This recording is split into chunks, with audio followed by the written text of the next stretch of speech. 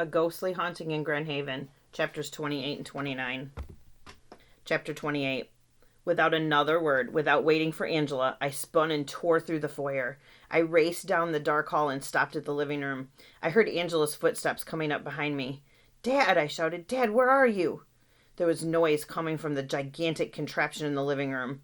Absently, I reached over to flip a light switch. Of course, nothing happened, and I felt like a goof for forgetting the power was out. "Dad," I shouted again, "are you in here?" I could hear muffled sounds of a struggle coming from the big contraption in the living room, but it was too dark to see anything. Carefully, I waded through the gloom as fast as I could. A movement at the front of the machine caught my eye. "Dad?" I shouted.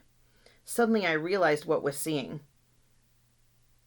Before me, in the darkness, protruding from Dad's homemade machine, was a pair of legs. Amazingly, they were extending out from the computer screen. "What's that?" Angela shrieked. "That's Dad," I screamed. "Help me. He's getting sucked into the other world through the computer screen." For a split second, I realized how silly that comment sounded, but I didn't have time to figure out why things were happening the way they were. All I knew was that Dad was in a lot of trouble.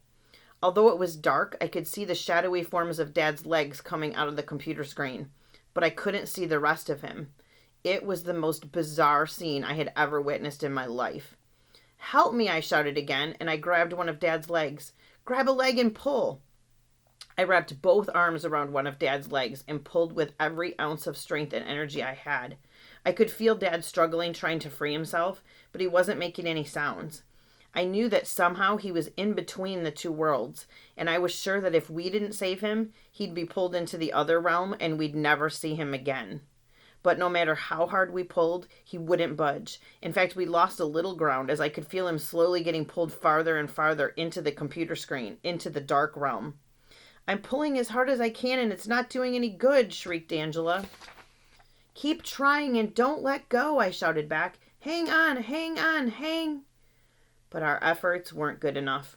Whatever was pulling Dad was a lot stronger than we were, and suddenly Dad's legs were gone. He'd been completely pulled into the computer monitor. Angela and I tumbled to the floor where we sat for a moment in the darkness, our hearts pounding, our lungs heaving. Outside, all around the old house, the winter witch shrieked louder than ever, howling at the walls and screaming at the windows. I had never felt so alone, so frightened, and so afraid in my life. I couldn't be more afraid than what I was at that very moment, until I realized that something was coming down the stairs. Chapter 29. A horrible feeling gripped my entire body. Throughout the day, there had been moments when I'd been really scared, horrified even, but nothing compared to the feeling that had suddenly come over me. I felt both cold and hot, frozen yet sweating. And what makes matters worse was that I couldn't move. I've heard people talk about being so scared that they couldn't move, but that never made sense to me. I figured that if you were frightened, you'd probably be able to move pretty fast so you could get away from whatever was scaring you. Now I knew exactly what it felt like. I was frozen solid, as stiff as a tree trunk, while the monstrous, gruesome horror drifted down the stairs and stopped. "Oh no," Angela stammered quietly. I was sure that she, like me, was incapable of moving. And once we saw the horrible, hideous thing standing at the foot of the stairs, I knew that escape was going to be impossible. All the lights began flashing in the house, surging on and off like lightning bolts. The flashes created after images in my mind that had a hypnotic effect. The result was that I felt even more mesmerized than ever, unable to move, powerless to even flinch, despite the thin rivers of horror needling through my veins. And the thing that had stopped at the bottom of the staircase was a monster. But it was more than that. Up until then, the strange apparitions we'd seen were smaller and more human-like in appearance. This thing wasn't anything like that at all. Oh, in some ways it was like a human. It had legs, a torso, arms, and a head. But that's where all the similarities ended. "What in the..."